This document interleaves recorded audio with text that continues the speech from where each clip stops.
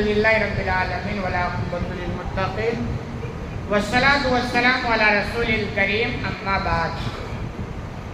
آگے امام بخاری الرحمٰن نے باب باندھا ہے باب الارواح جنود مجندہ. باب روحوں کے جتھے ہیں جھنڈ کے جھنڈ.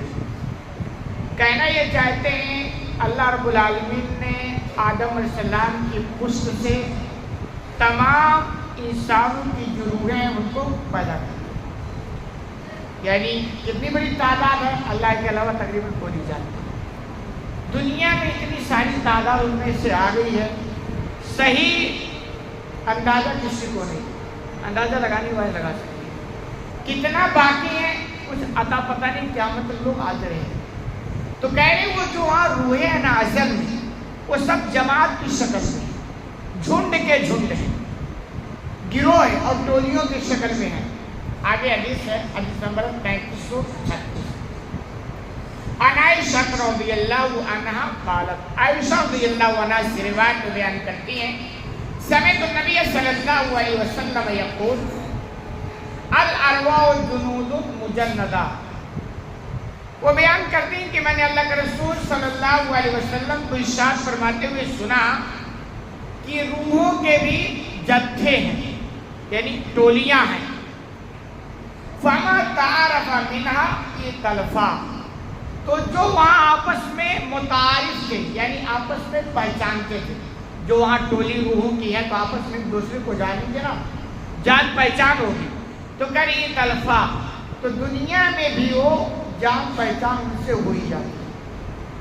یعنی یہ فطرت کی طرف کریں کہ اللہ نے پیدا کیا تو روحوں کی وہاں ٹولیاں بن گئی, ایک جماعت بنی اور وہ آپس میں ایک دوسرے سے ان کے تعلقات, جان پہچان. تو کہہ رہے وہ جو دنیا میں آئے نا تو کسی نہ کسی طریقے سے وہ اپنے پہچان والے سے مل ہی جاتے ہیں. آپ بسا اوقات دیکھتے نہیں یار فلاں آدمی کو میں بالکل نہیں جانتا تھا لیکن میری ملاقات ہوگی اور اچھی خاصی دوستی ہوگی. مطلب یہ تعلق آپ کو جانتے عالم ارواح سے ہے. یار آپ تو فلاں کو بالکل نہیں جانتے تھے, آپ کا رشتہ وہاں ہو گیا, اس کا مطلب اس کا تعلق عالم ارواح سے ہے. تو اچھا وہ نیچر بھی ہے, اور وہاں بھی جو ٹولیاں اور جماعت ہیں وہ اسی اس مزاج کا جو ویسی جماعت, جیسے آپ جیسے ہیں نا آپ ویسی محفل پسند کریں. آپ کی جو سوچ, جو وچار, جو چیز جیسی ہوگی نا ویسی ہی محفل آپ پسند کریں. آپ الحمدللہ خوش نصیب ہیں. یہ محفل کوئی معمولی محفل دونوں ہے یار, اتنی عظیم محفل ہے کہ جہاں بھی اللہ اس کے رسول کی بات ہو فرشتے کیا کرتے ہیں, پرمیشن لیتے ہیں, دعائیں کرتے ہیں, رحمتیں برستی. اتنی عظیم محفل ہے تو کم از کم خوش نصیب سمجھو. اس بگڑے ہوئے دور میں کم سے کم اتنے تو ہیں, اور ممکن ہے یہی ہماری نجات کا ذریعہ بن جائے. اللہ کہے یار کوئی دنیا پتہ نہیں کہاں کھوئی ہوئی تھی, لیکن یہ چند لوگ بیچارے غریب قسم کے لوگ تھے جن کو دنیا نہیں جانتی تھی, پھر بھی وہ ہمارا تذکرہ کر رہے تھے. تو اسے معمولی نہ سمجھے. تو ہوتا یہ کہ جس مزاج کا جو جیسا وہاں تھا اس نے اپنی وہاں جماعت بنائی تھی, تو اس کے اثرات دنیا میں بھی ہوتے ہیں. میں اپنا تجربہ بتاتا ہوں. میں مدرسے میں پڑھتا ہوں, میری زندگی تقریباً باہر ہی گزر گئی جب سے تقریباً اور سوار ہوں. تو میں مدرسے میں پڑھتا, جب ہمارے مدرسے میں چھٹی ہوتی تو گاؤں میں پڑھنے والے بہت کم, اکا دکا کوئی مل گیا اور نہ ملا. تو میری جب ٹائم, آج کے دور میں موبائل وغیرہ بھی نہیں دیکھی بھائی بہت سارا ٹائم موبائل سے پاس ہو جائے. تو میں جب مدرسے سے آتا تو میرے ہم خیال میں ملتا ہی نہیں تھا. تو میں یا تو گھر میں بیٹھ کر کتاب پڑھتا یا نماز پڑھتا, اور کیسے کیسے ٹائم پاس ہو کر کے پھر مدرسہ چلا جاتا, کیونکہ وہی وہ محفل ماحول نہیں ہے نا. تو ایسے ہر ایک کا معاملہ جیسا جو مزاج رکھتا ہے ویسے اس کی محفل بنتی. تو اللہ کے رسول وہی فرماتے کہ وہاں بھی ٹولیاں تھیں, تو وہاں جو آپس میں ایک دوسروں کو پہچانے, تو دنیا میں بھی جب وہ آتے نا تو اپنی وہ ٹولی اور اپنا وہ تعارف کرا ہی دیتے ہیں. تقریباً 4 سے ہیں. آگے کر وما تناکر من اختلفا, اور جس کو وہ نہیں پہچان سکے تو یہاں بھی نہیں پہچان سکے. بہت سارے آپ دنیا میں چلے جاتے ہیں, ہم جانے نہیں پہچان, ایسا بھی ہوتا ہے بہت ساروں کو پہچان کے. تو آپ جن سے جس کا تعلق ہے اس کا مطلب اس کا تعلق عالم ارواح سے ہے, اور جن سے آپ کا نہیں اس کا مطلب عالم ارواح سے وہ ہے.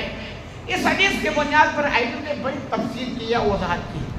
ایک بات تو یہ کہ مزاج کا تعلق عالم ارواح سے، فطرت۔ اس میں لکھا ہے کہ کوئی محفل ہو، اگر اس میں 100 جاہل بیٹھے ہوں بگڑے ہوئے اور کہیں ایک عالم بیٹھا ہو، تو ایک کوئی عالم اگر آیا نا اور وہ بھی اچھا اور پہلے والا عالم بھی اچھا ہے، تو اس کی کوشش رہے گی کہ میں اس عالم کی صحبت میں بیٹھوں۔ یہ مزاج ہے۔ اس کے الٹا بھی ہے کہ اگر محفل ہے اور 100 لوگ سب اچھے ہیں، ایک کہیں منافق بیٹھا تھا بگڑا ہوا، ایک کوئی منافق آئے نا تو اس کی سوچ ہوگی کہ میں کیا کروں، اسی منافق کے پاس بیٹھوں۔ ایسا ہی ہوتا ہے۔ تو اس کا تعلق عالم ارواح سے۔ تو حقیقت یہ ہے کہ ہمارے اندر اگر بگاڑ یا ہماری جو جماعت یا ہماری جو محفل بنتی ہے وہ سب کا تعلق ہے۔ آپ کو اس میں ہمارا کیا قصور ہے؟ بھائی تو وہی سے یہ ہے تو ہمارا کیا قصور ہے؟ آپ کا قصور ہے کہ آپ کو پتہ نہیں کہ آپ کی ٹولی کیسی تھی۔ آپ کو حکم دیا گیا کہ اپنی ٹولی کو کیا کرو، اچھا کرو اور اللہ سے دعا کرو۔ ممکن ہے کہ اللہ رب العالمین کیا کرے، آپ کی اس ٹولی کو بدل بھی دے۔ اللہ کے لیے کوئی ناممکن تو چھوڑو، مشکل بھی نہیں۔ اس لیے اپنی سوچ بدلو، اپنی محفل بدلو، اپنے دل کی اصلاح کرو۔ کہیں ایسا نہ ہو کہ یار گڑبڑ ہو تو ہمارے معاملے سارے گڑبڑ ہو جائیں۔ آپ اگر کسی سے چڑ رہے ہیں نیک آدمی سے، اس کا مطلب وہ چڑنے کی عادت آپ کی کیا عالم ارواح ہے۔ آپ کسی عالم سے حسد رکھتے ہیں، اس کا مطلب یہ بیماری آپ کو پہلے سے لگی ہے۔ آپ ایسے محفلوں سے چڑ رہے ہیں، اس کا مطلب آپ کو یہ بیماری پہلے سے لگی ہے۔ آپ اللہ سے رو، دعا کرو تاکہ سدھار ہو جائے، اصلاح ہو جائے، ورنہ یہ معاملہ گڑبڑ ہو جائے گا۔ تو اس کا تعلق فطرت سے ہے، اس لیے اپنے آپ کو ایسے محفلوں سے جوڑو، ایسے سنگت رکھنے والوں سے اپنا تعلق بڑھاؤ، اچھے لوگوں سے صحبت اختیار کرو تاکہ انہی لوگوں کے ساتھ اچھی سدھار اصلاح ہو اور بیڑا پار ہو جائے۔